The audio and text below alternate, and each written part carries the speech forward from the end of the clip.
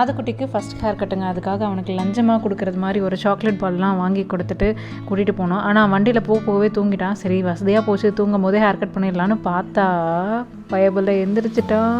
அதுக்கப்புறம் தான் இருந்தது. ஃபஸ்ட் டைம் ஹேர் கட் பண்ணுறங்காட்டி திரும்ப மொட்டை தான் அடிக்கிறாங்களோ அப்படின்னு நினச்சி பயங்கரமாக பயந்துட்டான். அதுக்கப்புறம் இந்த சேரில் விட்டு சுற்றி விட்டெல்லாம் விளையாட்டு காமிச்சு அது இதுன்னு பண்ணி என்னென்னமோ பேசி கதையெல்லாம் சொல்லி சமாதானப்படுத்தி ஹேர் கட் பண்ணுச்சு. இதுக்கு முன்னாடி வரைக்குமே நிறைய சாமிகளுக்கு முடி நேர்ந்து விட்டதுனால இப்போ தான் ஃபஸ்ட் டைம் ஹேர் கட் பண்ணுறோம் ஆதுக்குட்டிக்கு.